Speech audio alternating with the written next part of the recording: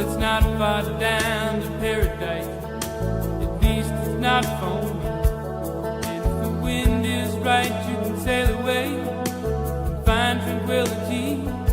Oh, the canvas can do miracles, just you wait and see. Believe me, it's not far to Never Never Land. Reason to pretend, and if the wind is right, you can find the joy of innocence again. Oh, the canvas can do miracles, just you wait and see. Believe me. Sailing takes me away to where I've always heard it.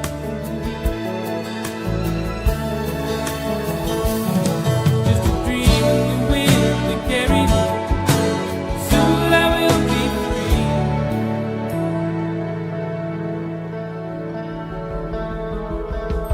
Fantasy, it gets the best of me when I'm sailing. All caught up in the reverie. Every word is a symphony. Won't you believe me? Sailing takes me away to where I've always heard it.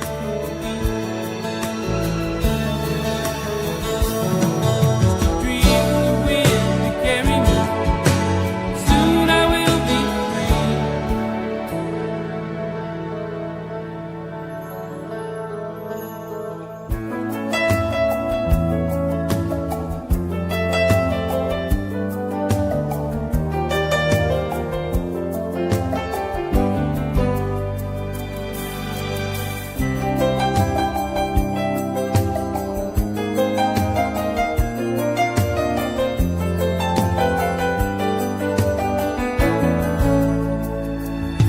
Well, it's not far back to Santa Cruz, at least it's not from me. And if the wind is right, you can sail away and find serenity. Oh, the canvas can do miracles, just you wait and see. Then you believe me. Sailing takes me away to where I've always heard it to be. Just a dream in the wind to carry me. Soon I will be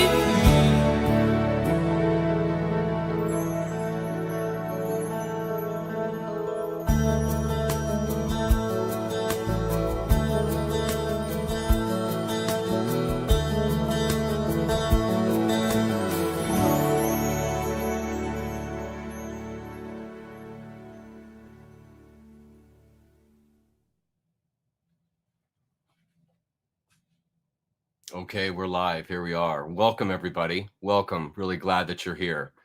Today is a big day. A lot of things have added up to today. I'm feeling a bit emotional because I was watching that video and a number of my heroes passed by the screen, and it was great to see. Very inspiring. I'm very excited about what I'm going to bring to you today.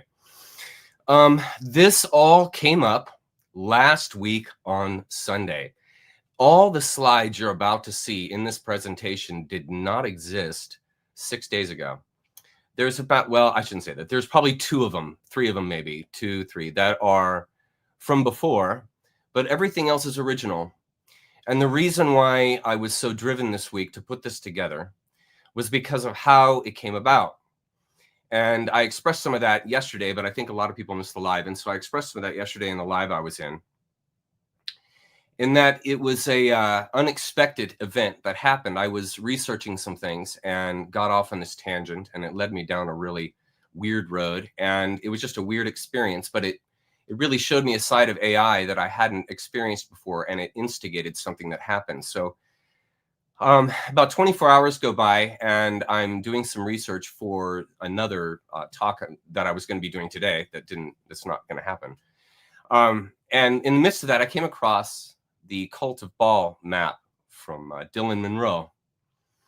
And it suddenly struck me, and I don't know why, but it suddenly struck me that I could pose some comparative questions, comparative mythological questions to AI to see what it thought about it. And the advantage that it offers is that AI is tied into all the history of the world. The clay tablets from Sumeria, the green tablet, that's the basis for Hermeticism, all the Egyptian hieroglyphs. I mean, all of these things come out of history. And what was so amazing was that when I took these cultures, these people that existed back then, and I asked AI to juxtapose some of their mythologies and belief systems, I was absolutely blown away with what I got back, because it showed patterns into why people think the way they think today, because we are echoes of the past. I mean, if you think about how old some of the world religions are, if you think about how old some of the governmental systems are and how they have been manipulated for so long, if you think about that, these things go back a long way, and we are echoes of that because we have carried on in many of the traditions that these groups that basically established humanity came up with, developed.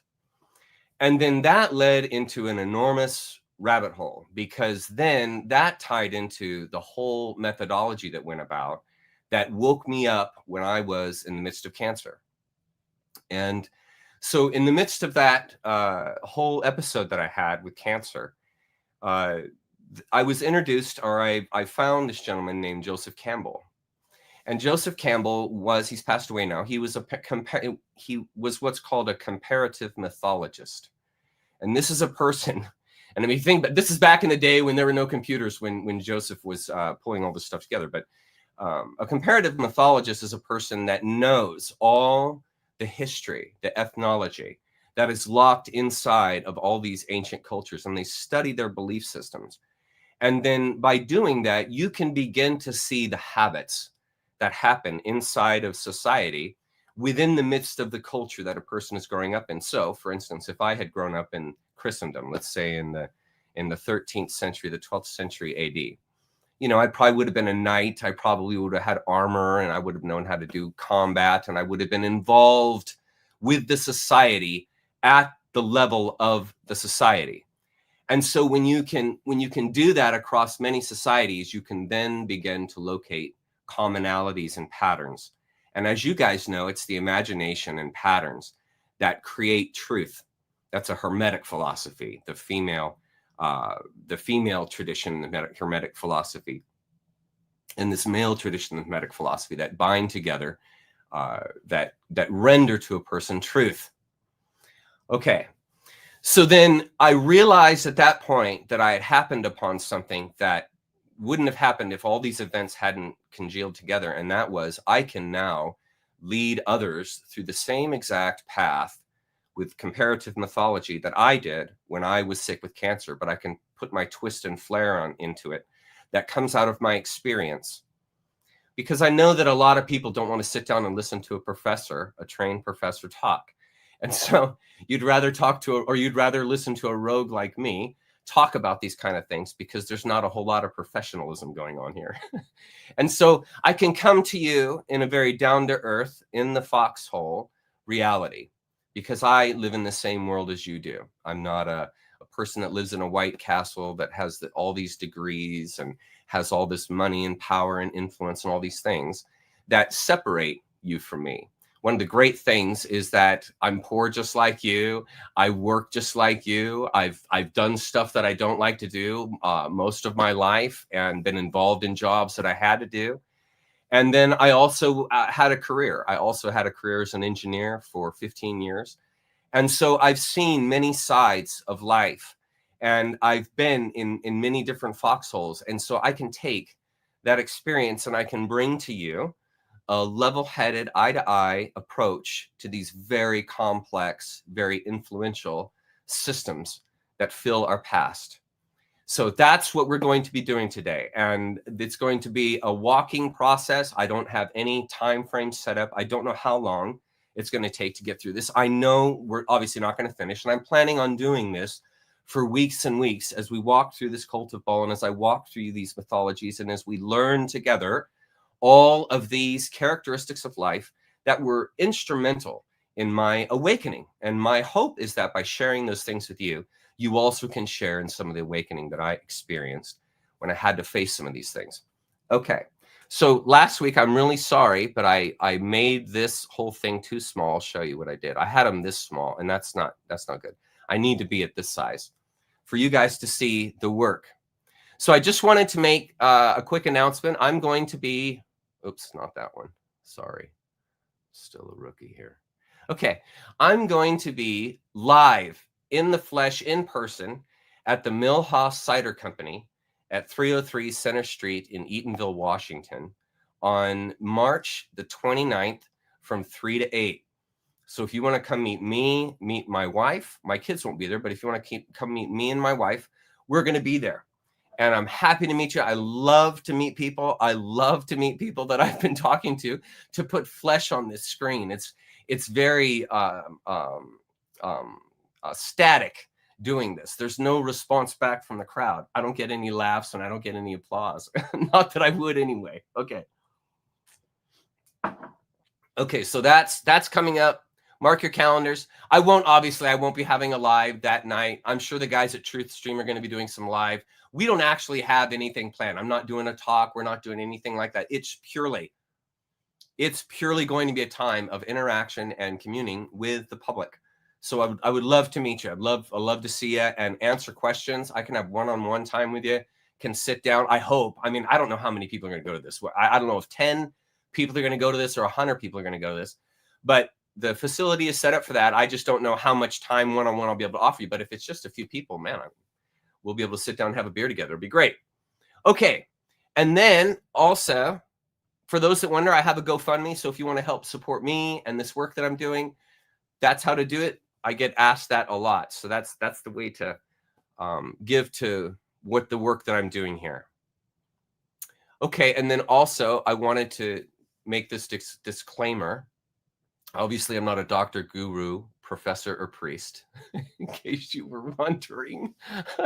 I have no degree, and I am no authority of anything, and that's the honest to God truth. I am formally trained, and I am informally trained and autodidact in many senses. So utilize me at your own risk and to your own demise. That's going to lead into what I'm going to say next. Everything you hear is for entertainment purposes only. Now, that leads to this slide. Oops. And what I want, and the reason why I'm bringing this one up again, is because where we're going to be going is not safe.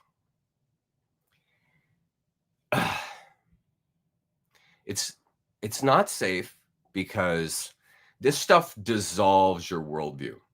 And I'm not still recovering. I'm emotional because of what I went through when I know what's coming. I know what you guys are going to see, and I know what it did to me when I found these things out, when I discovered this through this man. You're looking on the screen, this man right here, Joseph Campbell.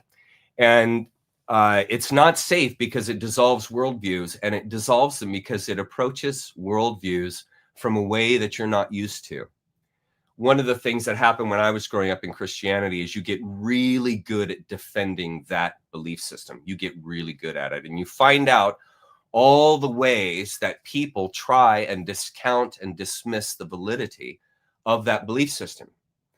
And the way that Joe approached it was not in any way that I had ever been approached. And there I was sitting in my room at the time, watching him, and he starts getting into these areas of life that we feel inside are totally established, and he begins to move things around and wiggle that foundation. And before you know it, you're beginning to ask yourself questions you never really thought or intended to ask yourself. And those questions' answers are very tough to face. And so I just want you to know, I have compassion for you. I mean, I honestly do. I have compassion for you because I know what it's like to have your whole world dissolve. And it's very difficult. So I just want you to know, I'm not taking you there as an angry person, or as I'm going to show you, or you're going to find out, or anything like that. I'm literally just walking with you in the foxhole, talking to you and showing you things. You don't have to believe everything I say. You don't have to believe everywhere I point. You don't really, I'm not asking you to believe this. I am showing you things. I'm illuminating rooms as we walk into them, but I'm illuminating spaces that you probably have never been into. I certainly had never been in, and I was a 40-year veteran in Christianity, and I had never really considered life in this way. So as we go through this, I just want you to know I'm your friend. I'm not your enemy. Okay.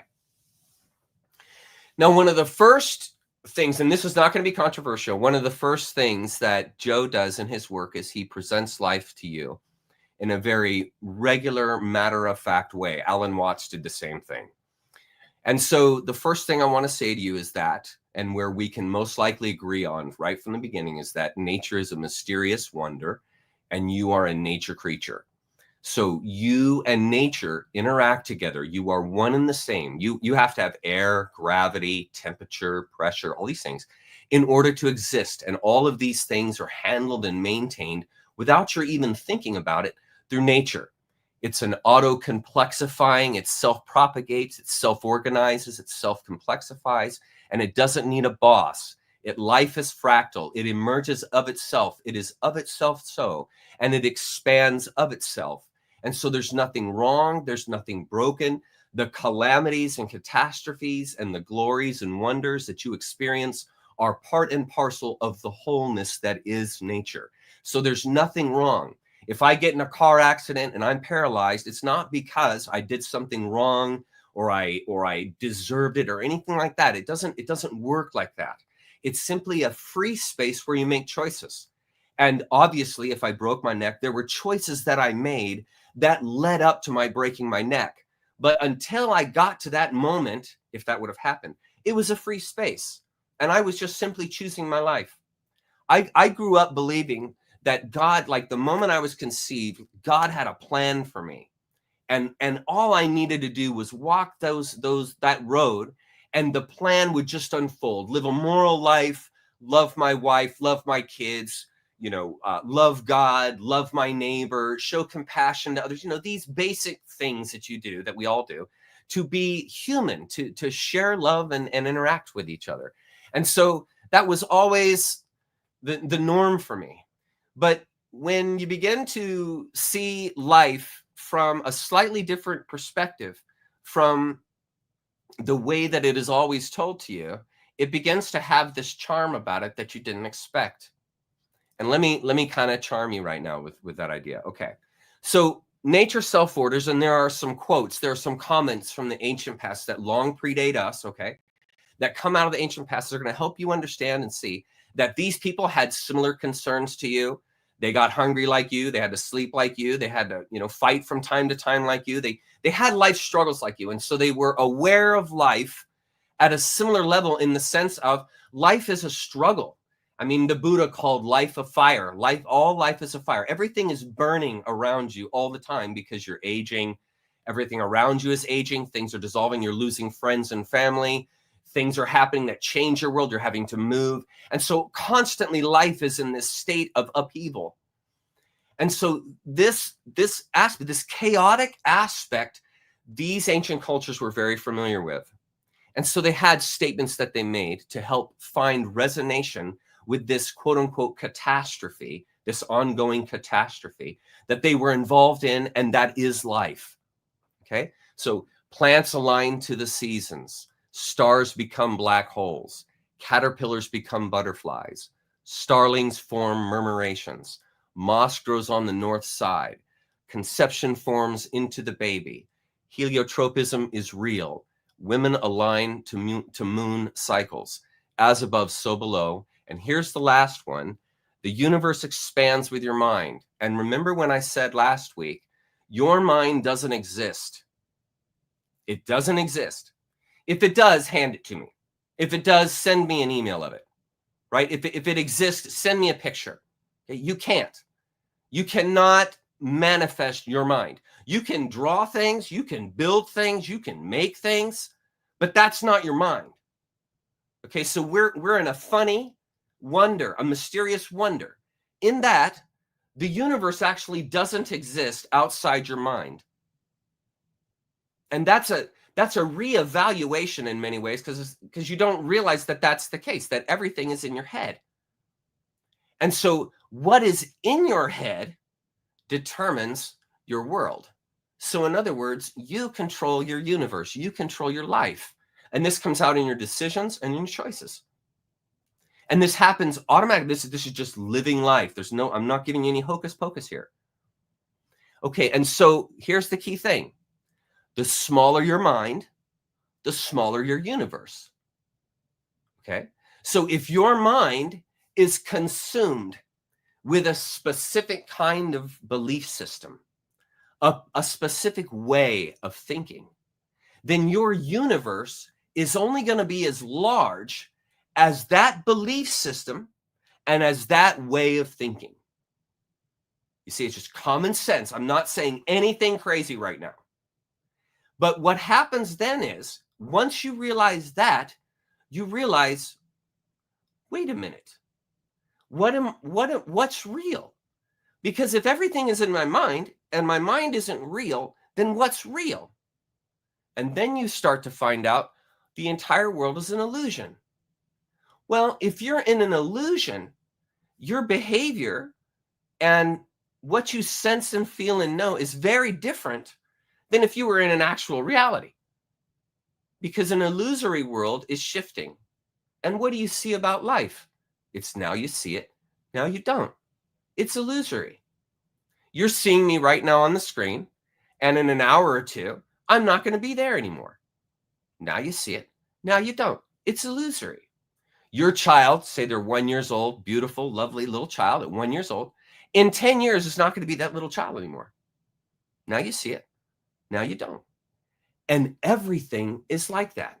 So when you begin to sense and understand that the world is ephemeral and that the world has no real shape because the mind has no real shape, you then start to realize, well, if I'm defining the world by a set way or a set of values, what happens if those values can't expand with my mind as my mind expands? What happens then? I start to become irrelevant because I'm living in a smaller world than the world that actually is. And this is why it's a crisis, because the Great Awakening is that experience. It's the experience of expansion. Because why? The universe expands with your mind. And what's happening in awakening? Awareness. Awareness. We all are finding out. And folks, that changes the mysterious wonder. And guess what else it changes? It changes you. Why? Because you're a nature creature in a nature world. And nature is ephemeral. It's now you see it, now you don't. There is, and here's the scary thing. There's no security. There's no such thing. Security it doesn't exist. You are in a free space. And there isn't a safe space in a free space. That's one of the mistakes that belief systems con into you. And that you begin to think, okay, I got to handle that. I got my eternity secured, right? I got that set up, right? Okay. And I'm worshiping the right God. Okay, I got that set. I got that right. Okay. And I'm behaving. I'm treating myself medicinally, and I'm behaving in the right way for taking care of my body, and I'm eating the right stuff. Okay, I got that right. And what's the person doing when they do this? They're trying to nail things down. They're trying to get life into a semblance so they don't feel disillusioned and like what's going on and what's happening. Now, there's nothing wrong with having some structure, but what you need to always keep in mind is your structure's never finished. So there's nothing wrong with integrating portions of belief systems, portions of structures, and integrating them into your mind, because it's an illusory space. So it's nice to put some structure in there because it's a free space. Is this making sense? Okay, so it's important then as we walk into this space and as we look at these different ways of approaching the world, we all have to get a bearing here that I'm not trying to get you to a space. I'm not trying to get you to safety. I don't see you as lost. I don't see anyone as lost. Everyone is simply walking and learning. And we just have, some of us have a wider perspective than another. But nobody's value, we talked about that last week, nobody's value is any more than another. They just have a different perspective. And so this is another thing that happens with belief systems, is that when you get into a specific way of seeing the world, when other people come along and they see the world totally different than you, there's a natural resistance that happens, and there's a reason for that. And that is what we're going to study right now. Now, as you guys know, we are in an awakening. I'm not going to spend time on this, but we are in an awakening. I put this up simply so that those that haven't seen this can see it. You're in a wonder. You're in a wonder. You are a flame. You are plasma. You are both particle and wave. And so when you look at the universe and the way it operates within sacred geometry, you are part and parcel of that sacred geometry and the way it operates, the way it self-organizes. You self-organize too. You self-organized in your mama's tummy. Okay, so you know how to do this. Okay, and so what you see when you look at history is you also see very large waves. Okay, your life is a very small wave as far as this reality right here now talking to you. It's a very small space. You're only going to be around about 100 years. And most likely the universe is billions and billions and billions, if not trillions of years old. Okay, most likely. And even if it's not, even if it's just a few million, your space here, time here is very, very short. Okay, but it's a wave nevertheless. And so when you look at the universe and what it's doing, it reflects your reality here because it's also waves and particles. So it affects nature. It affects your environment. And since you're a nature creature and you live in nature, when nature is experiencing these larger waves, you are affected. Just like if you're in a car, when there's a car accident, you're affected. Okay, so as catastrophe happens, I'm going to show you this here. As catastrophe happens, you are affected. You are affected. And you can't escape that because everybody goes through the Great Awakening. Everybody. Nobody escapes.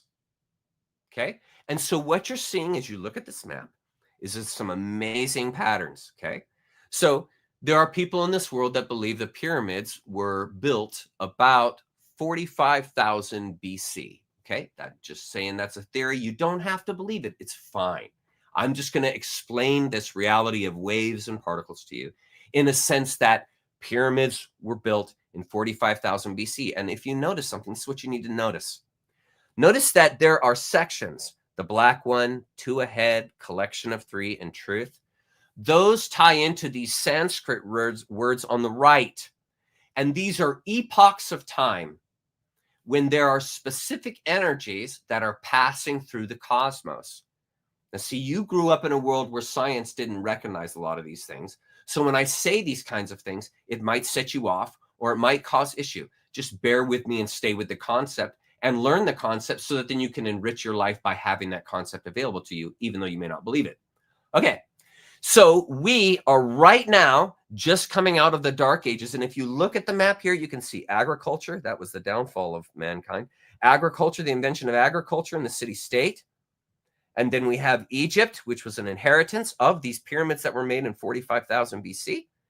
And then we have the Dark Ages. Now, lo and behold, look what happened at the very center point of the Dark Ages. What happened? Rome became the Catholic Church. At the very bottom of the Dark Ages. That's when Rome, the Catholic Church was invented. And it was invented, and you will find all that out in these lectures. Okay, so now you can see here you are about 1,500 years later, and look, this is the key thing to notice. Look what you are in resonance with. Right across the way in yellow, the Great Awakening, lo and behold, here we are in resonance with the founding of the Great Pyramid civilizations. this great period of building and this great period of resonating with nature. And whoever built those pyramids, whenever that happened, they obviously are not tombs. They were built for specific functioning, cosmological functioning, due to their ability to harmonize and resonate with very deep frequencies in the earth. And since the earth rings like a bell with the Schumann resonance, there are pinpoint lines, dragon paths that pass over the earth and intersect. And this is just simply resonating. This is the electromagnetics that's coming out of the center of the earth that is causing this electromagnetic self-organizing principle to carry out, to happen. It just happens. And so that magnetic resonance and that frequency causes change on our planet. And as we get in more and more alignment with the black hole at the center of the galaxy that is sending out all kinds of waves and particles, even though you can't see them, we come into contact with those particles, with those waves, and that changes the world. That changes the world. It changes the world because it changes the frequency of the world. And since we are waves, since we are particles and waves, we resonate. And when the nature around us begins to change frequency and resonation, we experience the same thing. And this opens us.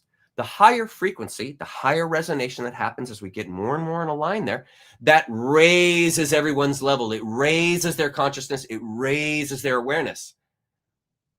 This is a real thing. And so these catastrophes that we have noticed in our past, as you study history, you're going to notice that they fall in line with the resonant frequencies of this wave of our movement of the system, of the planetary system in the cosmos. It all is connected. There is no disconnection. And so that's why this is happening. And this is why it's important to be in a line, and what I like to call, and I learned from Dr. Campbell, to be in accord with nature. Nature is not something to rule. It's not something to have dominion over. It's not something to control. Just like your spouse is not someone to control. They're your partner. And you resonate with them, and you walk and encourage each other in life together. Okay, so you come into accord with them. So they might have interest in things you don't like, but that's just the way they are, and that's what makes it so that the goal isn't to change them any more than it is to change nature. That's why it's crazy to be doing what they're doing to the skies. They're trying to change nature because we live in a society, in a sociological function that is obsessed with control. Obsessed with control. And so see, that has affected us. And so we have learned to understand nature through ideas of conflict rather than contrast. And when you approach nature through an idea of through conflict, you get resistance back in the same way that you resist, because you're fighting nature. And nature is going to reflect back to you exactly the reality that you give, because we're resonant creatures and we are in a resonating mysterium. And because that's the case, you can't think in terms of the finite reality. You have to think in terms of an illusory reality and waves and particles. It's not a structure like you think. And so you're never going to get your hands around it. You're never going to be able to fully define it. Okay. And so that's why you run into trouble when you subscribe to a belief system that says, this is it. This is the way, and all other ways are wrong. And you'll know that that's crazy because you live in an ephemeral reality, an ephemeral world, an illusion. So it's nutty to think you can tie that down. It's the same idea as thinking, if I just lock my kid in their room and I just protect them their whole life and I never let them out of the room, they will never get into trouble.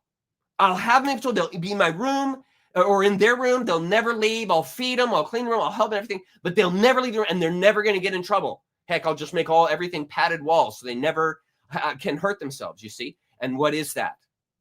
That's an insane asylum. That's an insane asylum. That's what happens when you try to lock up consciousness. That's what happens when you try to lock up a mind. It goes insane. And what do you see right now happening? People are going insane.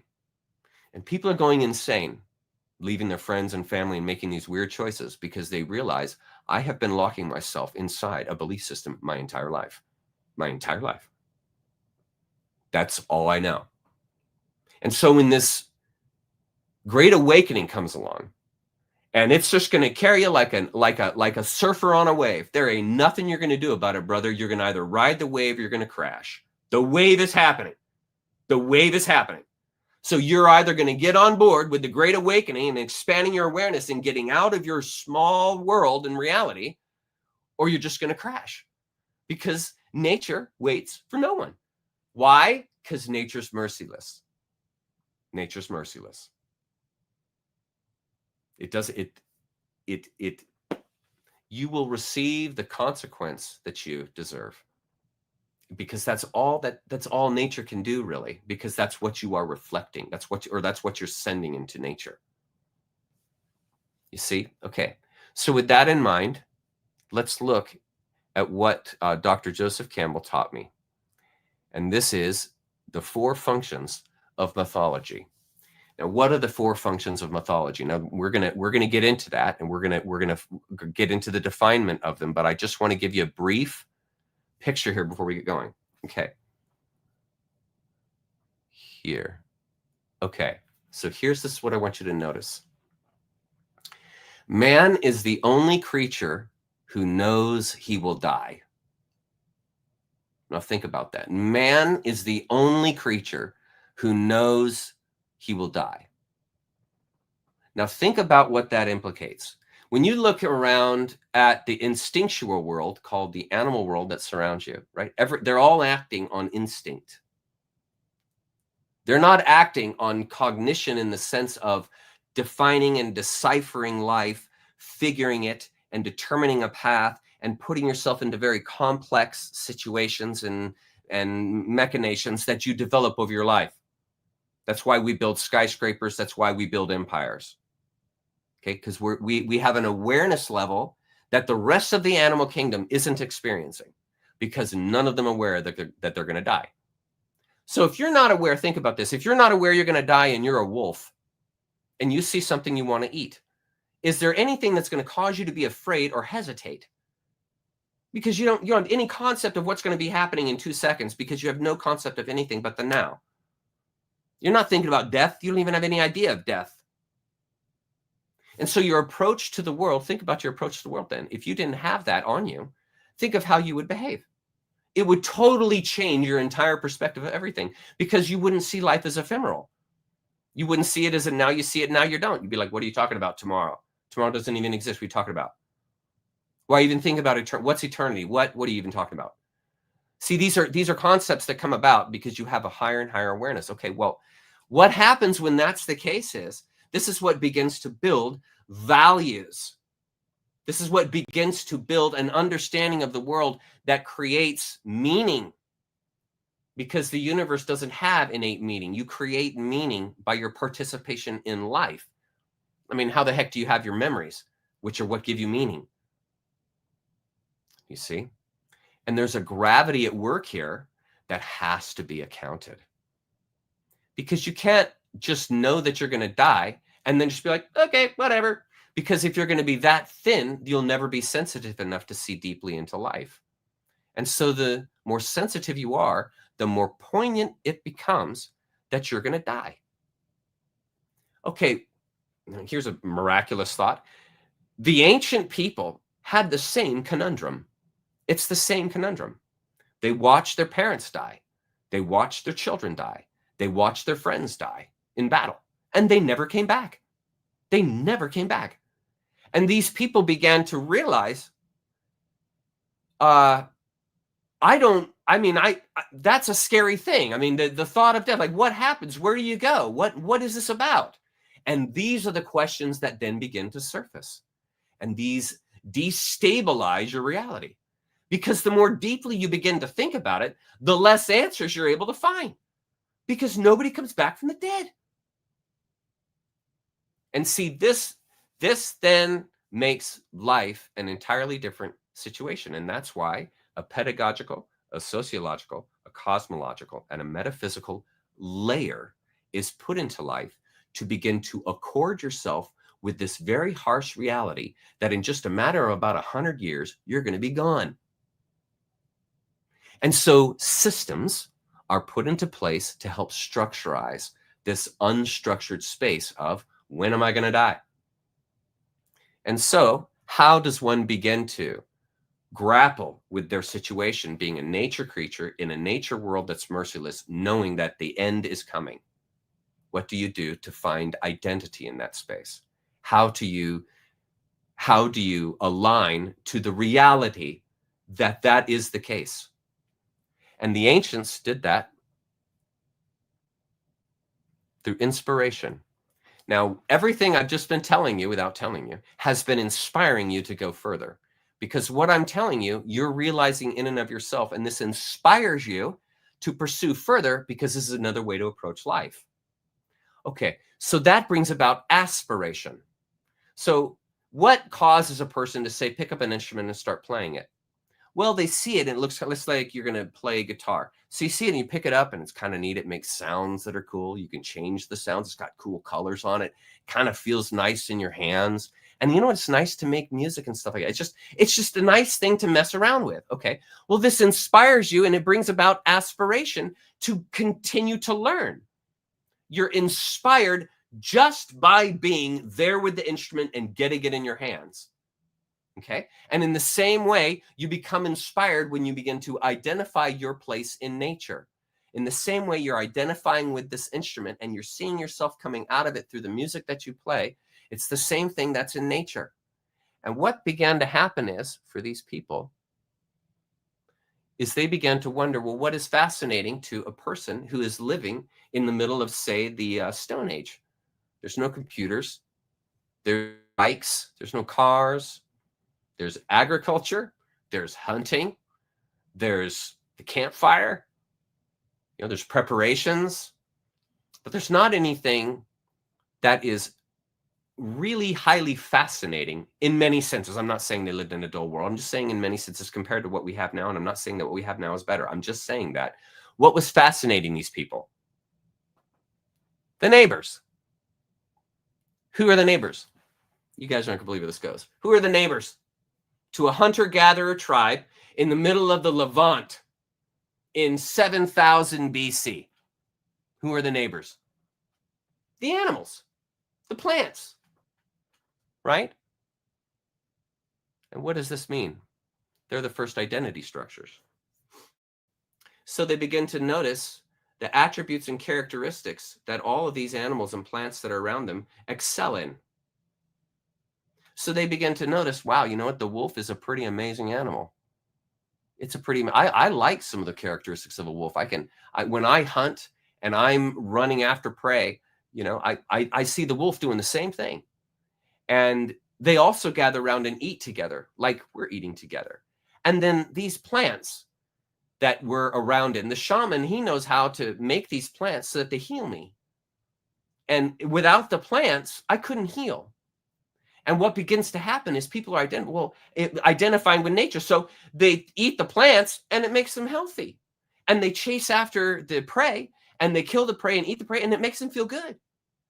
And there begins to be a rapport that happens between the animals and the plants and human beings as they begin to identify themselves within nature. They begin to notice, you know what? I'm eating the same kind of foods that the animals are eating around me. And I'm noticing that they sleep at night like I sleep at night. And there are even plants whose foliage will bend down at night. And then when the sun comes out, the foliage will come back up. There's consciousness there. And they begin to notice the consciousness that's in me is similar to the consciousness that's in the plants and in the animals. They're eating the same things I am. And then they also notice, and I'm getting ahead here, but it's going to help open this up. And then they also notice wherever we have the kill out in the grassy field, all the blood, where all the grass grew, the grass grows better. It's like wherever things are rotting, the plants actually thrive. And it's also interesting that we I'm talking as if you're in the space of one of those tribes, we as a society, every year we go on these hunts and we kill, a couple dozen buffalo. But every year, even more buffalo come back. What's happened? Where are they coming from? Why are the buffalo coming back when we're killing them off? It seems like they're just making more buffalo, like we make more people. You see what's happening now. Look. Man comes into covenant, accord with the plant and animal world. These are the first stages of identity. And what is the plant and animal world? These are images of God. And at that point, everyone then begins to see themselves as an image of God because they are part and parcel of this cosmos that is ephemeral and acting upon them every day that they are a part of. And they notice they are part and parcel to this world. And this is where, this is going to help you guys so much. This is where their identity structures began. This is why they wore animal costumes. This is why they named their tribes after animals. This is why the shaman was the most powerful man in the tribe, because he could convene with nature in a way that others in the tribe couldn't. That shaman was at an awareness level of the plant and animal kingdom that others had not realized yet. He was in harmony. He was in symbiosis with nature. And what was the shaman doing? He was healing the community. He was helping the community because the shaman is in relationship to nature. And when you encourage nature partnership values into the society, you become a healer. You see? Okay. Plants and animals reflect godlike abilities, sustain life, and are ascribed as features of God and celebrated as such. Folks, this was the beginning of polytheism. Everything is God. That's how it started. This is why, okay, now follow this. When they noticed that the grass grew greener where the animal died, the concept came to them. From death comes life. As above, so below.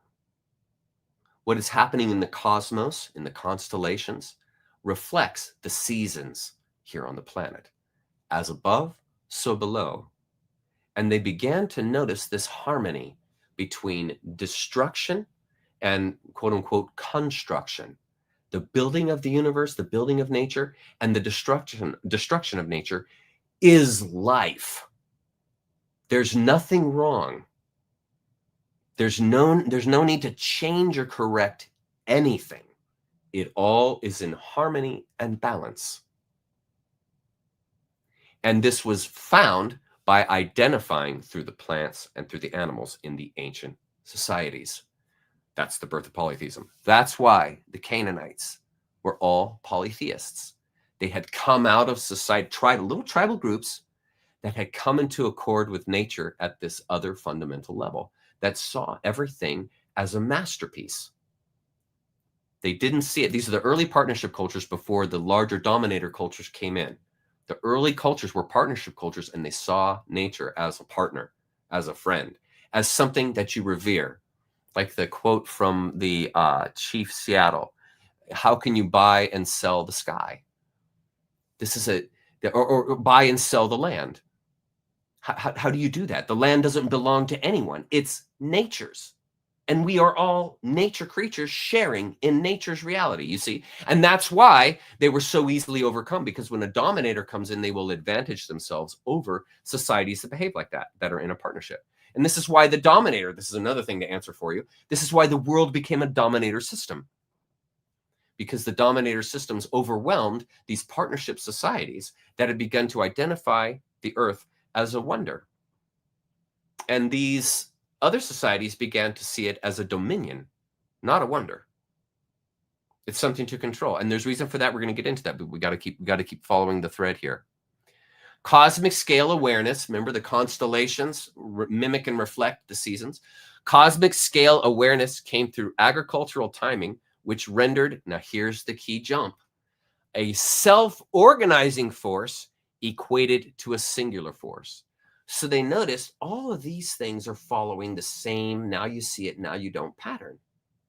What created that pattern? What made that pattern? Why are they self-organizing? And this idea came along that there was someone in charge, a boss. Comes out of the Dominator, Semites, which went from polytheistic to monotheistic. There is someone in charge. There's a boss. And that's why everything is organized. The whole universe is a clock. And there's a watchmaker who winds the clock and runs the clock. And so this idea came into this idea of an overbearing, overseeing overlord was what birthed this idea of monotheism. And this is what began to happen then is one group said, well, our God is the right one. And you idiots are all polytheists. You don't have the main dude. We do. So we're in charge. And I'm going to show you that model here in a minute. We're in charge. We know the big dude. We've got it. And you guys don't. That's why you guys are all worshiping all these lesser gods, because you guys haven't figured it out. And you can see then, you can see how this idea of oneness was perverted. You can see how it was perverted. Because that's not the idea of oneness. That's the idea of control. And this began, folks, when you think about how, think of your entire life was basically hunting and gathering and religion. That's your life. All the festivals you celebrate are based on religion. Imagine if that was your existence. Imagine how much you would resist anyone coming in and impeding on that. Any person who believes in all of these polytheistic gods is going to come in and impede on this space. No, it's not going to happen. And this is what begins fighting. And as you guys know, they still are duking it out in the Levant. They still are to this day. They're still duking it out. Nothing has changed. This should give you an idea of the mindset of these people that for 3,500 years, they've had conflict they haven't been able to resolve. Doesn't this show you how important the pedagogical and the sociological aspects of your existence are? Because what determines a society like that? What you're taught and the society's impressions on you. So in a society like that, if you come out and start saying things that society hasn't accepted as truth, guess what happens to you? You're ostracized, you're alienated, put down, dismissed. And folks, this all goes back. This is why it's so easy to happen now. It all goes back to the beginning of time, to the beginning of human beings. That's why it's so ingrained in you. Human life back then, this is a good point, human life back then was not as valuable as it is now because life eats life. Death was not a moral question. Eternal life was assumed in some cultures. But that's the key line there. Death was not a moral question. Now see, this is the difference between you and them. They saw nature and death as just simply a characteristic of life. Human beings don't have an identity, an ego identity in that sense back then. That didn't occur until much later. And so you're just a part, you're a bot in the group. You're a bot in the group. You're not an individual. You're a part of an individuum, a larger group. You are a role player in a larger group. And so this idea of self-identity, I'm going to think what I want to think, I'm going to believe what I want to do, did not exist. So then, if you are raised from infancy into adulthood with the idea that, oh yeah, every winter solstice, we sacrifice a person. Every winter, we do that because we have to do that. Of course we have to do that. Because if we don't do that, then we're out of accord with nature because it's from death comes life. So the more death that's generated, the more life that's generated. I'm not saying that's right. I'm saying that's what these people believed. They grew up with this idea. If we sacrifice a human, the greatest sacrifice we could offer to the gods, then we get the greatest rewards.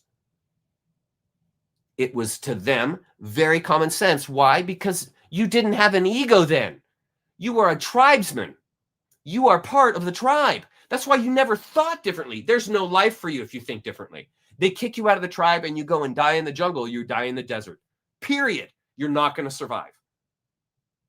And so they had to instill very, very ardent, strong belief systems in order to survive. That's how the society survived. Okay? And this is why they start to develop heroes to inspire them to conquer, to expand and become. It all goes along with the wider and wider your perspective that happens. Okay? And we're just getting past these perspectives that they had. And then this is reflecting what I just talked about. The animal comes back when blood is returned to the earth. Rot grows plants. This is the idea. Now, this is another ancient term. He who loses his life shall find it. Have you ever heard that term? He who loses his life shall find it. Have you ever heard that term? If you're a Christian. Did you know that came out of polytheistic societies, namely the Canaanites, in their observance of nature? Did you think that was a Christian idea? Did you think that came out of Christianity? Because it didn't. It predates Christianity by thousands and thousands of years. The idea of from death comes life, that's not Christian either. It's pagan. It's pagan. But it's been twisted into a belief system so that you think it's not what it is. Because when you say from death comes life, the Christian thinks, well, of course, it's from Jesus' death comes my life. No. No. The Catholic Church did that. They plagiarized the concept. But that's not what the concept was saying. The concept was saying that in nature, the law is, he who loses his life shall find it. Case in point, the Great Awakening. What is happening? You're losing your life. Everything you believed in, everything you knew is vanishing. He who loses his life shall find it. How are you going to find your life now? Expand your awareness. That's how you're going to find your life again, because your life is going to dissolve in this Great Awakening. No one avoids it. It's a wave, and you're either going to ride it or it's going to crush you. Nature doesn't care. Does not care. Both experiences are valuable. Both experiences nature wants. Both, even though nature can't want anything. Both of them. So crashing, there's value in that. Riding that wave and smoothly taking it to shore, there's value in that. That's why all the terrible things that happen in your life, there's value in that. And you probably wouldn't trade them in. I would never give away my experience with cancer. I never would. If someone came to me and said, how about giving you a life where you never had cancer? I'd say, no, thanks. No, thanks. Not interested. Some of the things that have happened to me, some of the terrible things that have happened to me, would I want to give them up to have a different life? No, because the life I have now is beautiful. Even though it's tough, even though it's difficult, all those kind of things, it's beautiful the way that it is. And this acceptance of life, no matter how it is, and not thinking that it's broken is critical to finding peace. It all comes back to identity. Key phrase, life is in the blood. Plants eat it. Animals live by it. From blood comes life. So more blood and death makes more life. And you can see how the primitive mind distorts this idea that from death comes life. It's actually a spiritual idea as well as what actually happens in the ground. It's a spiritual idea in the sense that you become a different person when you go through an epiphany. You are not going to be the same person when you go through a trial. You're not going to be the same person when you go through this incredible, amazing event, and you're not going to be the same person at the end of the day that you were at the beginning. And so that idea can be confused with the thought that, hey, if we kill off all these people, then there's going to be more power for us and more life for us because we are carrying out the from death comes life, the life is in the blood philosophy. And you can see how a primitive mind back at that time would become barbaric because they'll keep going with it, keep going with it, keep going with it. And you can see then, and I'm not claiming this is the case, but you can certainly see a pattern of how this happened. How people got the idea we need something to die to save us because from death comes life. And they began to answer that question with the idea man is the only creature who knows he will die. And so they addressed it with, well, let's put some security there. Let's make up this idea that you actually don't have to have the experience of death, that someone else does it for you. And you just imagine that. How impactful is that? It's not nearly as impactful as actually having the disease, of actually experiencing the experience. And see, this is what a belief system does. It forces you to imagine a world, imagine it into life, so that what you experience, you fit into that world. And that's inappropriate, because it's not appropriate to dress nature. Nature is naked. Nature is what it is. It's raw. And it's inappropriate to put costumes on it, to label it, and to pin it down. See? It's a lot like you in many ways. Just like you don't like to wear costumes, you like to wear what you want. The idea that death brings life becomes a fundamental theme and basic. Sacrifice is then used to appease plant and animal gods in attempts to equate the society to and with the natural world. That, my friends, is how it happened. That's how it happened. And so then that leads us to this, the 4 functions of mythology. Now, as you look at this picture, the 4 functions of mythology, as you look at this, these are the spheres that surround you as you develop. And let's read this together, okay? So let's go to the first one, the metaphysical function, okay? This outer green ring I've drawn, okay? The metaphysical function of mythology is to awaken a sense of awe before the mystery of being, to reconcile consciousness to the preconditions of its own existence. And we've been talking about that. To induce a realization that behind the surface phenomenology of the world, there is a transcendent mystery source. And through this vitalizing mystical function, the universe becomes a holy picture, an icon, a paradise through which mystery can be sensed, experienced, and integrated into one's life. This is the metaphysical function of your life. That's why, right here it explains it to you, that's why you resonate at this spiritual level. That's why you'll resonate when you come into contact or find something out that you've always wanted to know or always wanted to discover. This is all a part of this physical function, the spiritual ether that surrounds you and self-organizes everything. You are part and parcel of that. And it is the metaphysical function of the mythology to help you see that. And when you see all of nature and the way that it self-complexifies and self-organizes, you begin to understand, you know what? This sacred geometry is a metaphysical function of the mythology, of life. It is. And the more I learn and understand sacred geometry, the more I'm going to better understand this metaphysical side to things, which is outside of numbers. Because as you know, sacred geometry is full of primes and it's full of integers that never end.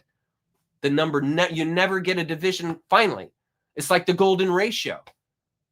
It gets smaller, smaller, smaller, or bigger, bigger, bigger, but it never comes to a point. And it not coming to a point, see, that's that metaphysical side. It's that magical side you can't define. Okay, the cosmological function. Now, see, we're getting closer. Now, look, this is the blue ring. There you are in the center. This is the blue ring. So we're getting closer to home now. So it's not just the ether. Now we're talking about the cosmological function. So now we're getting into the universe because the ether, the metaphysical, is past the universe. It's past your mind. It's past these ideas. It's past it. You see, it's hard to talk about. But the cosmological function, now see, now we're narrowing it. We're coming into scope. We're coming into scope. And what's happening now is, hey, I'm seeing the stars are in constellations and their alignment with the seasons. That's interesting. I noticed that the tides come and go. They're in alignment with the moon. That's interesting. I noticed that my wife, her menstrual cycles, when she's exposed to the moon every day, she aligns to the moon. Well, that's interesting. These are all part of the cosmological patterns. Rendering to you, my friend, there is a larger reality in play. You're in it. Wake up. You see? Nature's calling to you, showing you. The patterns are everywhere, friend. It's obvious. You are in a wonder. You are not in a belief. You are in an illusion. You are outside of belief. You are past belief. And the cosmological function begins to help you see that. because you see these greater patterns that are in nature. You see them in yourself, like I talked about at the beginning. To offer an image of the world that is within the bounds of technology and science, this function offers relevant shape to the universe, but in such a way that the mystery pours through. That's a key phrase right there. That your cosmological, your cosmology allows the mystery, the mysterium to penetrate through. This is why it's so important to be relevant in your technology and science, and why they've been lying to us about technology and science, because it will awaken your cosmological function. And you'll realize, wait a minute, it's not the way NASA's been telling me.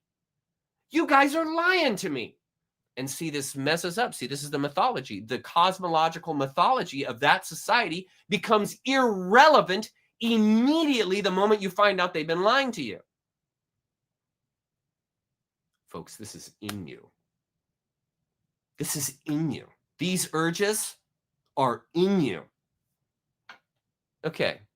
The cosmology should correspond to actual experience, knowledge, and mentality of the culture. The cosmological function changes radically over time as science and awareness complexify to form and shape the mappings of life. Life just gets more and more. It's like just you're seeing this much of the map, and you see this much, then this much, then this much, then this. It just keeps going. And that's the universe. That's life. The universe endlessly expands. Why? Because your mind endlessly expands, and the universe is entirely in your mind. Do you see how beautiful life becomes when you see it like this? Okay. The cosmological function changes radically. Okay. I said the cosmological function of mythology presents a picture, an order of the cosmos and our relationship to it, so that you feel relevant. So that when it's night, you're sleeping. When it's day, you're awake because you can see. There is an order there. You plant your seeds, March, April, May. You plant them in time, in harmony with the nature that you're in and the nature that you are. And all of life operates like this, all of it. When you begin, like the ancient agriculturists, when you begin to tie in and see these patterns and align yourself to those patterns, what happens? You can't stop the rush. You can't stop it. It's like a post. It's like a post going viral. You can't stop it. That person said something or offered a picture that tens of millions of people have to see. And so they aligned to the social function, and they sent an X tweet or whatever. They sent a tweet that others then saw, and boom, their eyes lit up, their world opened, and retweet the quote fast as they can. This is the cosmological function in play. You see? Check this out. This is the heavy one. Sociological function. To validate and maintain a certain and specific moral order. Where do you see that? Everywhere. Because the mythologies on offer to you today are dead ends. Intentionally. They're intentionally like that. So that your mythology, how you put the world together, becomes so irrelevant that you can't recapture it. And so you stay locked, just like the kid that's put in the padded room. Excuse me, just you're locked in. You're in the padded cell, and you're going to go insane. That's what the controllers want in this sociological function, like the cosmological function. The social order evolves dramatically over time. Peculiar life customs of this societal dimension, such as ethical laws and social rights, are carried out here. Now, notice this right here at the beginning. Like the cosmological function, the social order evolves dramatically over time. What happens if the social order does not evolve dramatically over time? What happens? I bet a bunch of you just said it. Irrelevant. This is why they have kept you locked in such a small mind and small world, because they don't want this stuff penetrating inside of you. It will awaken you, just like it did to me. And you no longer will operate in the sociological function that you've been put in, and you will actually see it as a trap, a padded cell. And they know that because you are a free creature. You are a wonder living in wonderland. That's what's happening.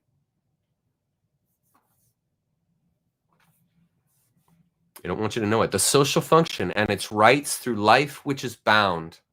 The social function and its rights through which life is bound. Think about it. When are you celebrating life? Every Christmas, on your birthday, every Easter, at the New Year. These are all part of the sociological function. And how are you doing? You are recording your life because you celebrate with others. You celebrate with the nature that's in. I mean, we just experienced the winter solstice, and the sun is coming up. All the snow is going away. It's awesome. I love it. And the warm and springtime is coming. We are in an epiphany. And when you begin to see your life in harmony with that epiphany, what happens? Peace, resonance, compassion, empathy, connection, identity, which is what fulfill you. You will find fulfillment nowhere else.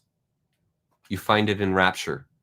You find it in realizing these patterns that all the rest of the animal kingdom cannot see, but you can. And that's a gift. And when you see your life as a gift like that, you see you've added inspiration and aspiration to your life without having to be told what to do. You find it within yourself. Okay. Finally, the social function and its rights through which life is bound establishes in the members of the group concerned a system of sentiments and traditions that can be deployed to link that person spontaneously to their own ends. And I just was talking about that. And finally, there you can see the one closest to you, the pedagogical function, to center, integrate, and carry the individual through the various stages and crises of life. You see how important this is? Childhood dependency, responsibilities of maturity, reflection in old age, and transition into death. This is the pedagogical function. And the reason why it's so important is, look, it is the one right there closest to you, because this is going to, the pedagogical function is going to be what's right there with you when you're facing life crisis.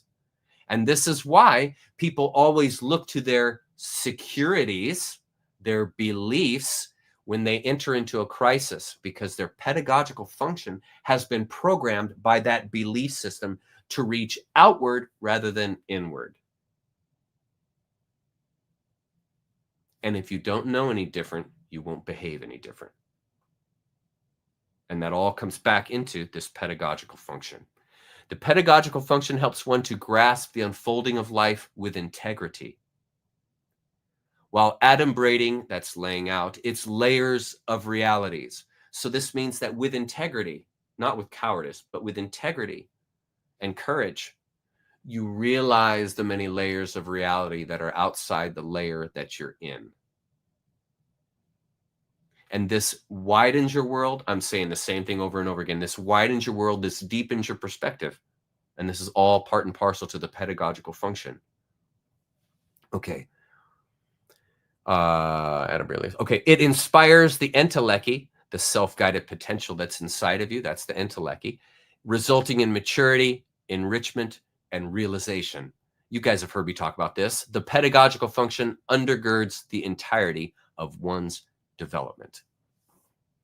You see how important it is. You can see then how and why they have done what they've done, and why they have twisted mythology like they have. And they have twisted, really, folks, truthfully, they have twisted our history. They have twisted the sayings of gurus and spiritual teachers from the past. They have twisted their words, and they have formed them in such a way to not liberate you, but to capture you. I'll show you.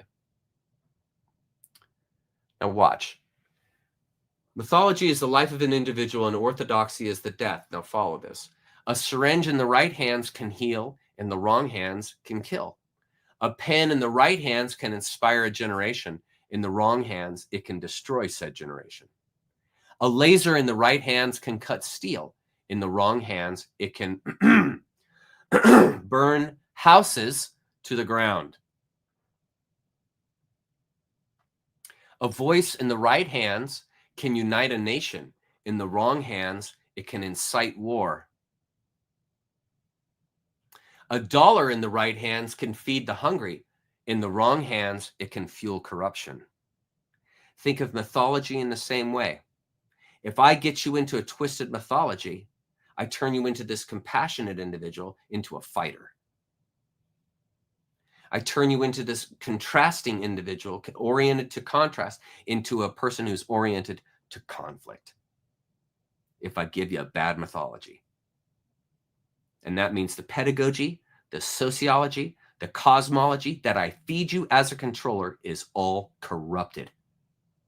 And I just explained to you the psychology of why it's so effective. And the reason why you need to know this is because you'll realize that's why I think the way that I think, which was the question that I asked myself when I had cancer. Why did I have cancer? Well, I was thinking about myself in the wrong way. I didn't realize what I was. I didn't realize what I was doing. I was acting inappropriately and irresponsibly, even though I thought I was acting appropriately and responsibly because I was following the rules. And so I thought I was doing the right thing when I didn't realize I'm just being a coward.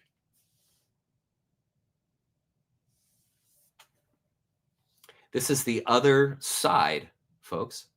This is the other side of life they never, ever want you to see. What's on the other side of a belief system? I've been telling you. What's the psychology that undergirds it? I've been telling you. So why is it bad? I've been telling you. You're going to have to wake to these realities because this is the way that it is. And nature's not going to stand back and wait for you. Okay.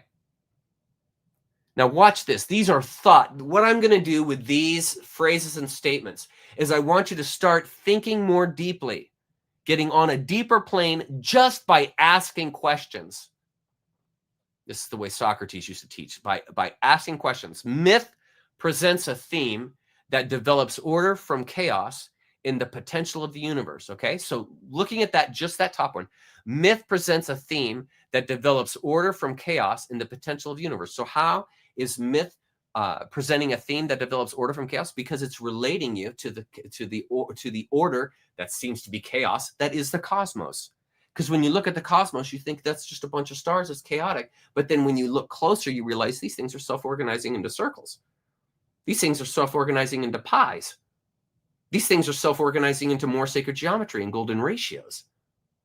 Okay, so mythology presents a theme that develops order from the chaos that you're observing. Now watch what happens with orthodoxy.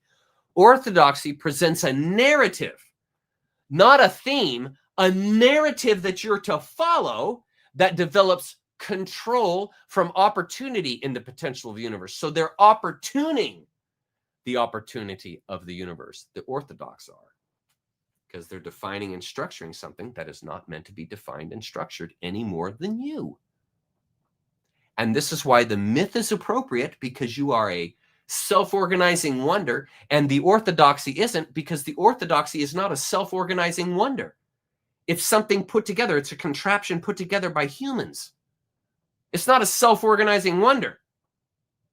Which are you going to be most appropriate in your life organizing to? A self-organizing wonder or an organized orthodoxy that you then take your life and paste it to that system? How inspiring and aspiring is that? You guys see this stuff? I hope you see it. Myth philosophizes enigmatic, that's hard to define, characteristics of nature as creative forces. Orthodoxy determines absolute characteristics of nature as unchangeable structures. What does the Christian always say? Our God is unchangeable through time. You're going to find out that isn't true, but the point being, orthodoxy is wanting to determine life, structure life, plagiarize life.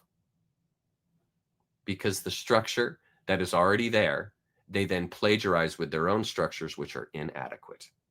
That's a larger perception to pick up so that you can see the bigger picture. Myth philosophizes enigmatic characteristics. In other words, it puts it into philosophy. It doesn't determine it. Myth puts it into philosophy. That's why it's so important in your mythology that you have this open approach in realizing the world isn't myopic. It's not about me. It's about my experience. It's about the wonder that I am and that I bring into the world. I mean, what am I showing you guys right now? I'm showing you my mind, wonder, because we're made of wonder. This is the magic that's there. When you begin to see this kind of magic, you are filled with peace. Because you know innately there's no way this thing's broken. There's no way. It's too freaking perfect. It's too freaking perfect. Sacred geometry is so there's no way this is happenstance and chance. I am in a mystery, a tremendum. And you just ground to that. Myth inspires and evokes the raw potential of an unexperienced universe. Orthodoxy idolizes and materializes the raw potential of a predetermined universe. Look at the play on words there. Myth inspires, orthodoxy idolizes. What are you doing in orthodoxy? You're aligning to a specific way of seeing the world, a specific belief system. That's what you're doing. You're idolizing. You're turning the world into images. Is the world composed of images? No. It's composed of wonder and mystery. An image is not a wonder and mystery. Myth inspires and evokes the raw potential. Orthodoxy idolizes and materializes. Do you see the shift? The raw potential of an unexperienced universe, the raw potential of a predetermined universe, because that religion, that belief system is not going to let you have your own opinion about the universe. It's going to tell you. That's why all the Sumerians back in the day believed in a flat earth, because that was what their myth composed the cosmos of. That's where it came out of. That's why it came out. There's history there. And so this then determines, when you approach the world in that way, you're now determining the world, and you always want to be what? You always want to be open to new science, to growing awareness, to a realization that is past the way that it is. That's why it's important to not get locked into any one particular science, any one particular medicine, any one particular religion, any one particular government. Don't lock yourself into any of these things. They are not you.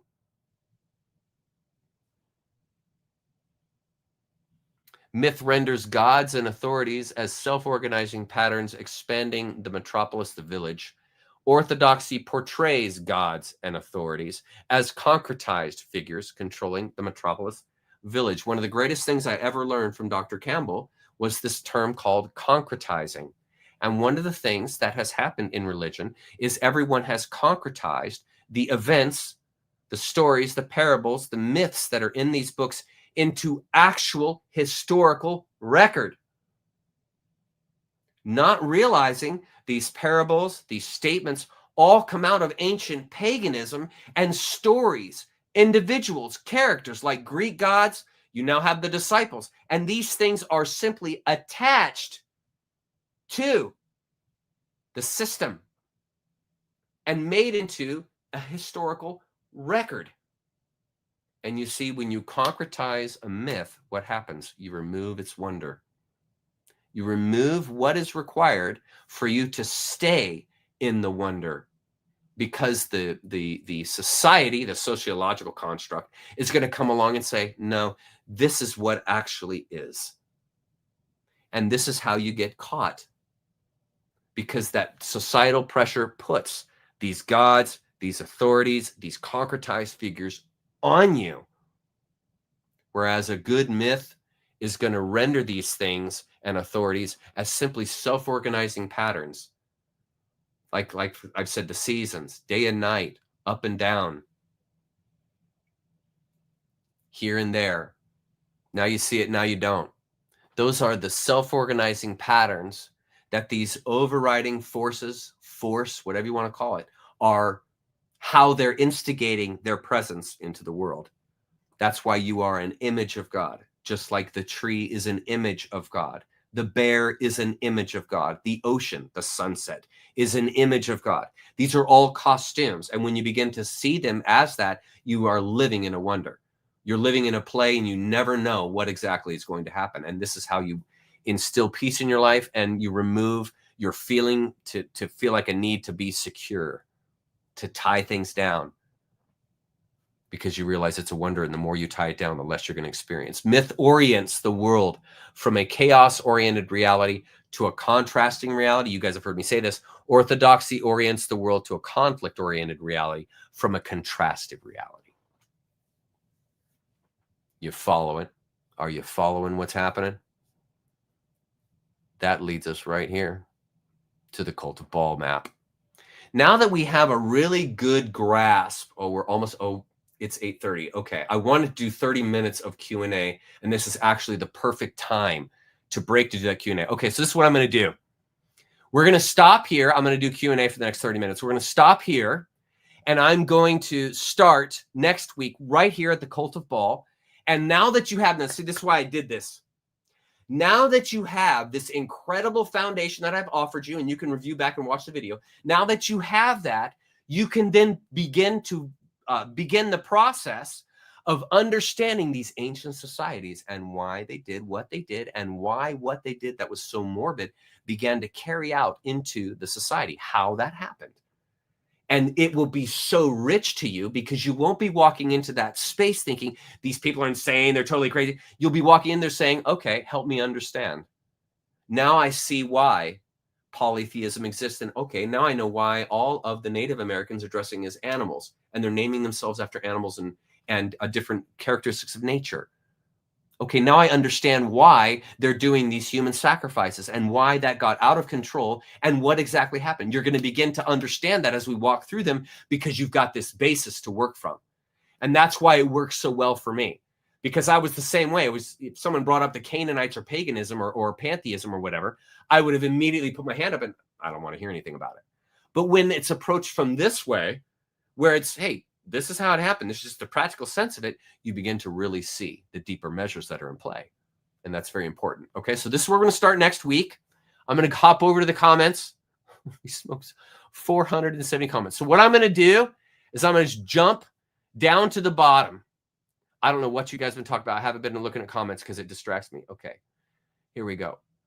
If you guys have a question for me, put it in all caps. If you're just commenting with someone else, just regular writing, that's fine. And I don't know what's going on with all that. But if you have a question, put it in all caps.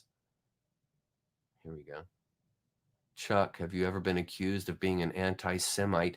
And if so, how did you handle it? No, I haven't been accused of that. And to be honest with you, I really don't care in the sense of impacting my life what people think. It doesn't matter to me. They are welcome to think and believe about me, whatever they wish and feel, about life, about themselves. They're welcome to feel that way. So if they think I'm an anti-Semite, I'm an anti-whatever the case would be, fine. I'm not going to fight you. But I'm not going to label myself as an anti-this culture and a pro-that culture, because that's ridiculous. I am about human beings. That's what I'm about. A Semite isn't a human. That's a Semite. I'm talking about the human being. That's past the idea of Semite. That's past the idea of Canaanite. That's past the idea of the Sumerian. You see what I'm saying? I'm looking at the real value that's there, and that's the human being, not their label. So it's hard for me to address labels like that, because that's not how I see the world. I see the world as filled with human beings, and every single person is just as equally valuable. Okay, let's answer another question.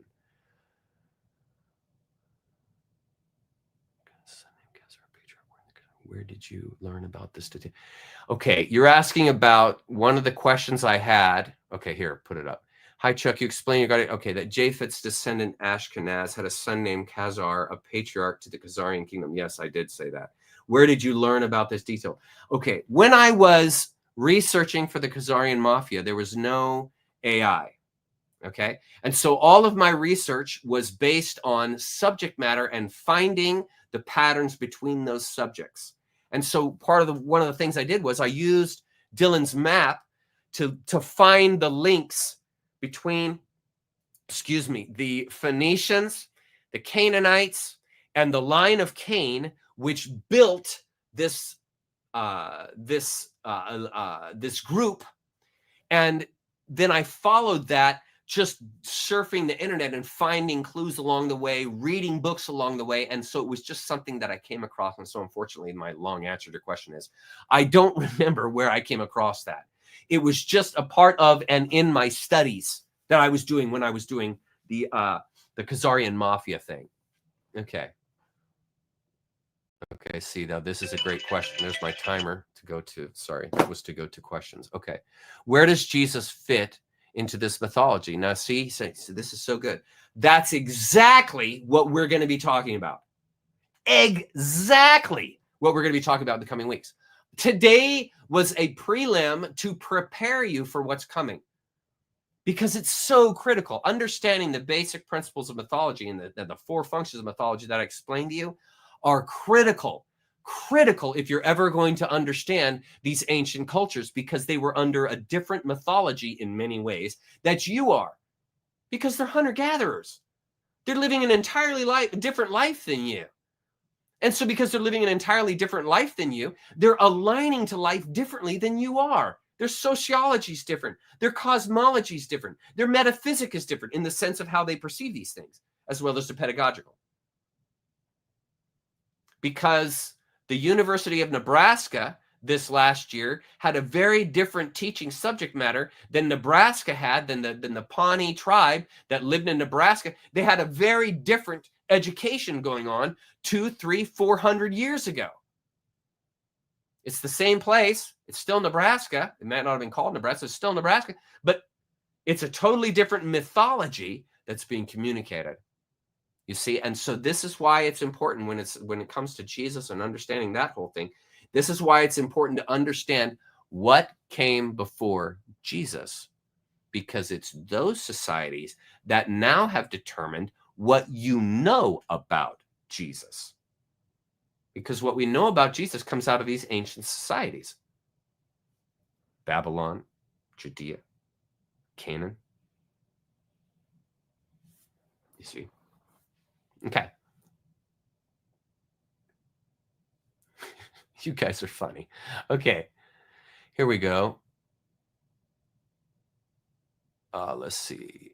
I like the Baal map, but would you like to see history? Oh, no. Let's see here. I answered that. Thank you. I have not read his book. So I don't know. Tell me about it when you read it. Okay. Okay, here. I don't know what this says. I'm just going to read it. Here we go. Chuck, if we humans in this realm have the civility and emotional capacity to respond to the pleas of others who are in distress, then do you think there are others out there who would come help us? I didn't know the end of that question. This is how I would approach that and answer that. My approach to life is that nothing is coming to help you. Nothing is coming to save you. You don't see that in history with nature. Nature goes ahead and destroys the town with the tornado. Nature goes ahead and allows the tsunami to totally destroy the city. Okay? There's no safety plan from nature's perspective. These things happen. Your life is the same way. This is what I found out the hard way. There is no plan. Nobody's coming to help you. Nobody's coming to save you. Your happiness, your peace, your life is determined by you. No one can determine that but you, because it's based on your choices.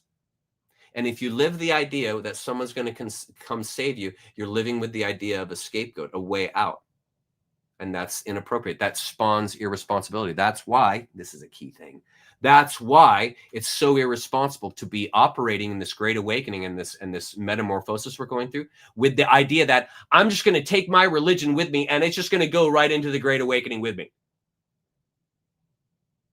That's like saying, I'm going to take my hand-me-down clothes I got when I was 6 years old, and I'm just going to carry those right into my adulthood. I'm just going to keep wearing the same clothes. Because the belief system is the costume you've given nature. And it's inappropriate in an expanding nature to force nature to fit in those old clothes. You see, and a person who thinks something's coming to save them will behave like that. They'll do crazy things like that. And they'll do crazy things like thinking, it's all about my religion, man. Everything else in the world is corrupted except my religion, except my God. I'm the only one, or me and all my friends in this belief system, we're the only ones that got it right. And we're the only ones the only religion that was untainted. Imagine how irresponsible of a thought that is. Think. How irresponsible is it to think, I'm just going to take the world that brought about this catastrophe and we're just going to take it and haul it right into the next one. That's why I said if we're going to be a seafaring society, or excuse me, if we're going to be a spacefaring society, we can't be going into space with dominator values like we have. Systems oriented to greed and money and spiritual absolutes. That's called putting a virus into the cosmos. You put a society like that, a spacefaring society, they'll be like a virus traveling in their spaceship, and they'll get to another planet and say, do you realize all you people are sinners and that you have to have the blood of Jesus to be saved? Do you guys realize that? And this will be on a planet 200 million miles away, and all the Christians will be telling them that. That's the kind of irrelevance that happens when you think you're going to bring your religion into the Great Awakening. It's nuts. It's nuts. And that's why I'm taking the time to share and show these things to you so that you can see for yourself, because you're not going to see it through me. You see for yourself the irrelevance you are trying to spawn. It's not going to work. Sorry, I'm passionate about that stuff because I care. Okay. I'm going to jump to the bottom. You have to ask in all caps. Great question. One day at a time. That's how I live in the knowledge of my understanding. One day at a time, because any more is too much. That's why the moment, the now, is priceless and beyond words. You're never going to fit into the knowledge of your understanding. So every day you walk knowing there's more to learn. Okay. See here, this is the thing. Here we go. This one here, show. Your research, thank you, Tina. Your research appears to come from the Bible. If there is absolute evil, then isn't there absolute good? Think of the universe as a wave, and there are positive and negative energies that are a part of the wave. Is the wave just the negative energies? No. Is the wave just the positive energies? No. You actually have to have both to have the whole. Okay? With that in mind, yes, there is absolute evil. Yes, there is absolute good. That's part of the universe. Nothing's wrong. Yes. To answer your question, yes. How do you think the earth got to the way that it is, becoming a human farm? How do you think that happened? Because there is ultimate evil. How do you think that the earth is in this transformative change? Because there's ultimate good. Both. And we're in a cycle, and it never stops. I showed it to you at the beginning of the talk. I showed it to you. Look, I'll go there. Look. I'll show you at the beginning of the talk. Sorry, you have to do it the hard way with this thing. I'll show you. Right there. You're in a wave. You're in a wave. And to answer your question, no, not all of my information comes from the Bible. In fact, a lot of it doesn't. A lot of it doesn't. And you're going to find that out next week. We're going to go through all that. But understand, Christianity is a part of our history. You have to talk about it. You have to address it. It is relevant to the society. And so, that's what I'm doing as I'm bringing that up and realizing, yes, there is ultimate good and ultimate bad, and there's nothing wrong. Everything is totally fine. Okay. Let's find another question here. Here we go. This is good here. Chuck. Hi, Susan. Chuck, what time is it? 8:39. Okay, I gotta be out of here. I gotta be out of here in like 10 minutes because I gotta go pick up my wife from work. So I gotta leave at about 8:50. So I got 10 minutes. Okay. Chuck, hi Susan. Chuck, why did I feel such deepness when singing worship songs to or about Jesus? I used to feel the same thing. You can make up a lot in your mind. You can believe whatever you want. Think of a child's imagination. Anything is possible. And so you become what you believe. That's obvious. That's why when you think you're a sinner, you become a sinner. You act like a sinner because you think that. And so if you think I'm singing these songs to Jesus, it's going to give you this warm feeling inside because of the pedagogy, the sociology that you have grown up in. And so you relate that to Jesus because that is how you've been taught. And since you don't know any other way of spirituality, but through that medium, you see what happens when someone comes along and says, there are other ways and means to have this realization. It's foreign. It's foreign. And it simply takes time breaking yourself out of the pattern. Think of it. What's a good way to think of it? When I was a kid, there weren't seatbelts. This was back in the 70s. And when I would ride in the car with my parents, every time we'd come to a stop, my parents would shoot their arm out to stop me from falling. Okay, every time. And this was normal because back in the day, back in the 70s, nobody's wearing their seatbelts. Okay, well, you fast forward to now or fast forward 10 years from there when seatbelts were around, my parents were still doing this while I was wearing a seatbelt. And I would be like, what are you guys doing? Because, I'm wearing a seatbelt. And it's because they were just simply in the habit. And it's the same thing with people with religion. They're habitual. They go to church every Sunday. They worship the same gods, the same idolatry every Sunday, because all of it is idolatry because you're putting God into images. That's idolatry. And so this becomes normalized. And when that becomes normalized, then people just put their life, their whole self into it because this is normal. And so, yes, absolutely, you do have a warm, fuzzy feeling, but just so you know, that's not the only way you get a warm, fuzzy feeling. There are many other ways. You see, and just because you get a warm, fuzzy feeling doesn't make it right. And it also doesn't make it real, because where is it? It's in your head. And the head isn't real. The mind isn't real. You see? Okay, I hope this is helping. Okay, we're rolling here. Okay.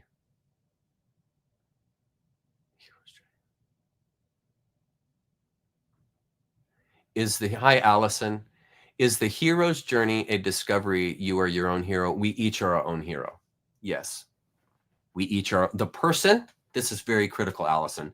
The person that engages the hero's journey is a hero because they are falling and they're diving. They are doing something. They are taking something on that they didn't have to. I could have just stayed in my job. Rode the wave. I had everything worked out. I had a great salary, savings, long-term investment, all that stuff. I was set. Just ride the wave, brother. I had another 20 years to go. Just ride the wave, and it'll all work out for you. Is that the journey of a hero, or is that the journey of a coward? It's the journey of the hero, the individual, that when they discover that life is larger than the small world they're contained in, they're the hero when they say, I'm going to leave. I'm not willing to compromise my consciousness and my awareness for a belief system, for a friend, for a family member. I'm not willing to compromise. Your consciousness expansion, because this is what brings your compassion. This brings your awareness. You become more and more humane. The more compassion, the more awareness you develop. You see, and so every single person who decides to go down a road like that, which is hard, think of how hard it is to leave a religion. Think of how hard it is for a Buddhist to leave Buddhism or a Christian to leave Christianity because they see a larger world. You're a hero if you do something like that. You're a hero. And that's why Joseph Campbell wrote that book. And folks, if you want to read a transformative book, read The Hero's Journey by Joseph Campbell. Seriously. Watch Mythos. Mythos by Dr. Joseph Campbell. It's available on DVD. You can rent it from Netflix. Watch Mythos. It will explain to you these things. It will show you that you're a hero. Okay, here we go. Let's find another question. And here, I'll change this to here so you can see me a little bit better. Okay. All right. Yeah, exactly. Thank you, Lancelot. Compromise your consciousness? Nope. Same. Exactly. What is more valuable to you than your own awareness, your own identity?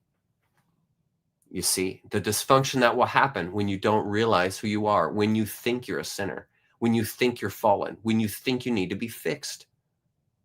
Think of the psychology that happens to you. And that's your consciousness. Your consciousness is telling you you're a sinner. Meaning because you've been programmed. That not the consciousness, but your awareness, I guess you could say, is what's telling you that. But it's not true. You see? Thank you, Lancelot, for that. I appreciate that. That is an awesome question. Thank you, Rosa. This was the toughest thing for me. Have you replaced praying, finding this hard to figure out in this new understanding? Thank you, Rosa. That was one of the toughest things for me to come to terms with. I'm going to take this off. That was one of the toughest things for me. Because it becomes so habitual. Like whenever you have a problem, you just immediately are praying. Whenever you have a concern, you want to ask God permission, you're praying.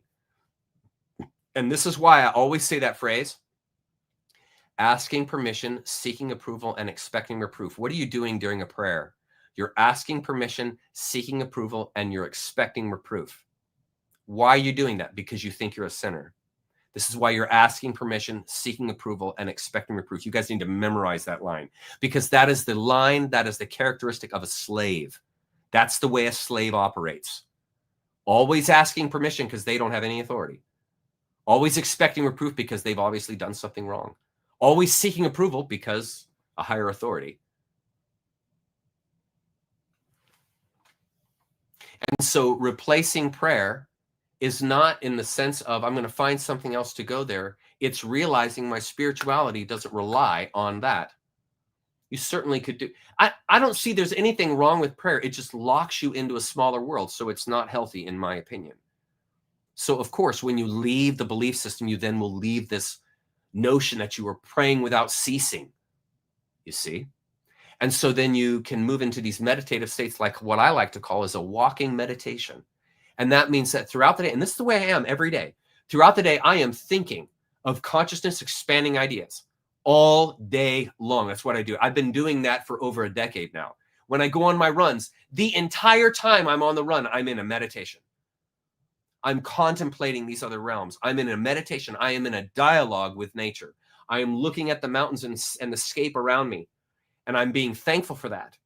And I am rendering that into my mind and immersing myself in that. And I'm having this meditative experience while I'm exercising, while I'm out in nature. And I found personally, this is what replaced this idea of having to pray, this idea of having to speak and to use this language to commune with this thing that is outside of language, that is outside of speech, that is past any idea.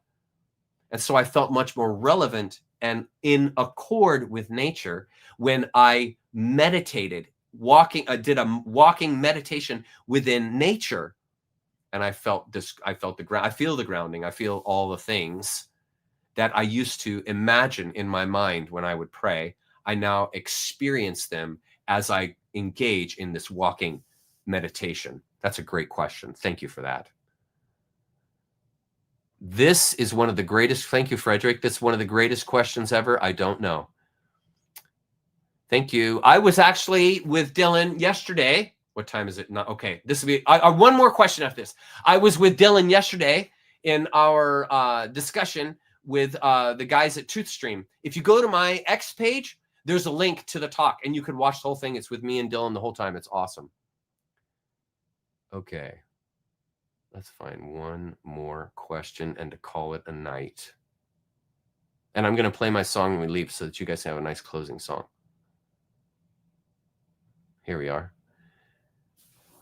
That's why you started the KM series with the question, who are you? Thank you. Wow, I'm so glad I clicked on that. Thank you, Junior. That's exactly right, my friend. That is exactly right. I started the KM series with the question, who are you? Because that is exactly the fundamental question that answers the question, the big one, the big whammy. When you can find the answer to who you are, that's the big whammy. That's it. And that's a good thing. Okay, I'm going to leave you guys with the closing song. I love you guys. Let's see here, week 3. Where's my clip? Here it is. There. I love you guys. I will see you next week. Let me hide that so that we can get the here. There. Okay. Okay, so next week, we're going to begin with the Canaanites. We're going to be starting. Sorry, I'm trying to get my media access. Okay, we're going to start with the Canaanites right at that slide that I was talking about, and we're going to walk right into the mythologies of these cultures. And folks, I'm going to show you you guys, I'm so excited. I'm going to show you the patterns that are still in religion and Christianity now that were formed by pagans. I'm going to show you the patterns. That's next week. I'll see you guys next week. I love you. Thank you for being here. I'll see you next week. Bye-bye.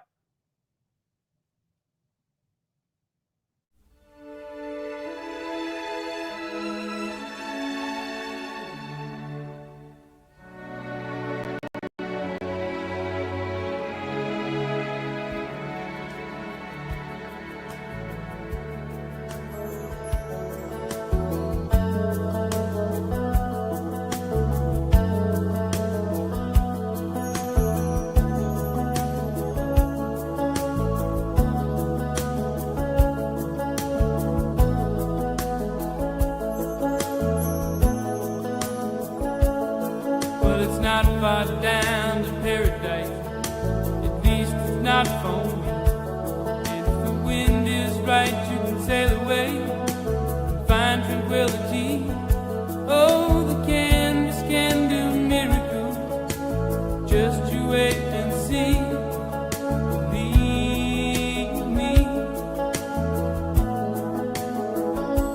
it's not far to Never Land. Reason to pretend, and if the wind is right, you can find the joy of innocence again. Oh, the canvas can do miracles, just you wait and see. Believe me. Sailing takes me away to where I've always heard it.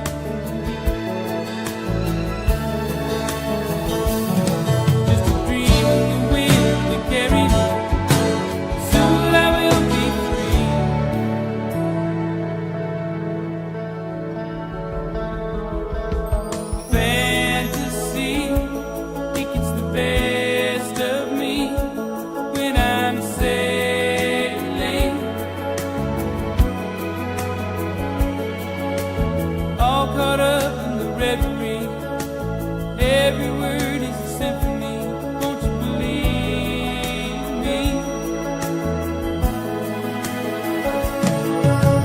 Sailing takes me away to where I've always heard it.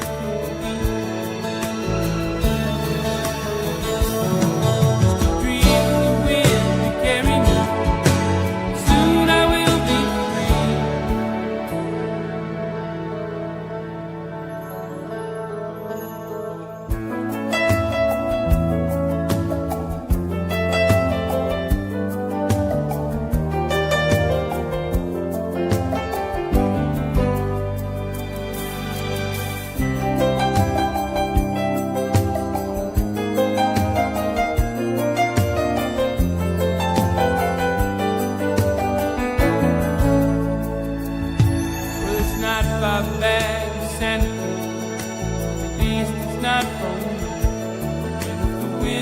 Right, you can sail away and find serenity. Oh, the king.